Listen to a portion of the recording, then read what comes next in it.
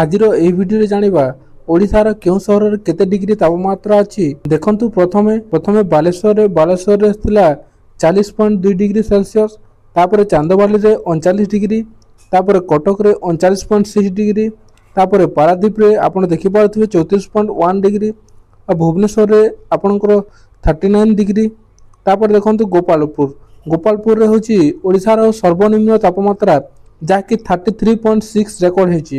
ତାପରେ ପୁରୀରେ ଦେଖନ୍ତୁ ପୁରୀରେ କେତେ ଅଛି, ପୁରୀରେ ହେଲା 35.4, ତାପରେ ଅନୁଗୁଳରେ 42.3 ଏବଂ ବାରିପଦାରେ 41.8 ଏବଂ ଆପଣ ଝାରସୁଗୁଡ଼ାରେ ଦେଖିପାରୁଥିବେ ଯାହାକି ସବୁଠାରୁ ହାଇଏଷ୍ଟ ରେକର୍ଡ ହେଇଛି 43.4।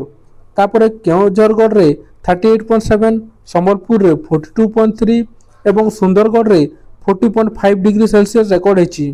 ତାପରେ ଦେଖିପାରୁଥିବେ ହୀରାକୁଦରେ ଆପଣଙ୍କର 42 ଡିଗ୍ରୀ ସେଲସିୟସ୍, ତାପରେ ତାଳଚେରରେ ଆପଣ 41.6, ତାପରେ ଭବାନୀପାଟଣାରେ ଆପଣ ଦେଖିପାରୁଥିବେ 41.5, ତାପରେ ତଳକୁ ଯେତେବେଳେ ଆସିବେ ତଳେ ଦେଖିପାରୁଥିବେ ଆପଣ ବଲାଙ୍ଗୀରରେ 41.5, କୋରାପୁଟରେ 37.4 ଏବଂ ଫୁଲବାଣୀରେ 39.7 ଡିଗ୍ରୀ ସେଲସିୟସ୍ ତାପମାତ୍ରା ଦେଖିବାକୁ ମିଳିଛି।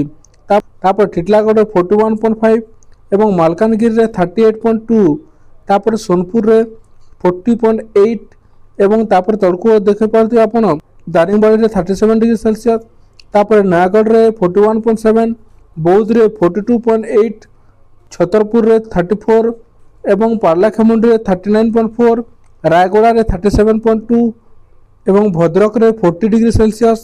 ତାପରେ ତଳକୁ ଆସିବେ, ତଳେ ଆସିପାରିଲା ଦେଖନ୍ତୁ ଯାଜପୁରରେ 39.8, ଢେଙ୍କାନାଳରେ 39 ଡିଗ୍ରୀ ସେଲସିୟସ୍, ବରଗଡ଼ରେ 40.4, ତାପରେ ଦେଓଗଡ଼ରେ 38.2, ନୂଆପଡ଼ାରେ 39, ନବରଙ୍ଗପୁରରେ 38 ଏବଂ ଖୋର୍ଦ୍ଧାରେ 40.5, ଜଗତସିଂହପୁରରେ 37 ଡିଗ୍ରୀ ସେଲସିୟସ୍, କେନ୍ଦ୍ରାପଡ଼ାରେ 39.2 ଏବଂ ରାଉରକେଲାରେ 39.5, ରାନୀତାଲରେ 39, କୋରେଇରେ 41.2, ମହିଷାପତରେ ଆପଣ 38.7 ରେକର୍ଡ ହେଇଛି, ଶିମିଳିଗୁଡ଼ାରେ 35 ଡିଗ୍ରୀ ସେଲସିୟସ୍ ଏବଂ ଉଦୟଗିରିରେ 37.4 ଏବଂ ଚିପିଲିମାରେ 40 ଡିଗ୍ରୀ ସେଲସିୟସ୍। ଦେଖିପାରୁଥିବେ ଓଡ଼ିଶାର କେଉଁ ସହରରେ କେତେ ଡିଗ୍ରୀ ତାପମାତ୍ରା ବଢ଼ିଛି ମୁଁ ଆପଣଙ୍କୁ ଭିଡ଼ିଓରେ ଦେଖାଇଲେ, ଯାହାକି ସର୍ବନିମ୍ନ ତାପମାତ୍ରା ଗୋପାଳପୁରରେ ରେକର୍ଡ ହେଇଛି ଯାହାକି 33.6।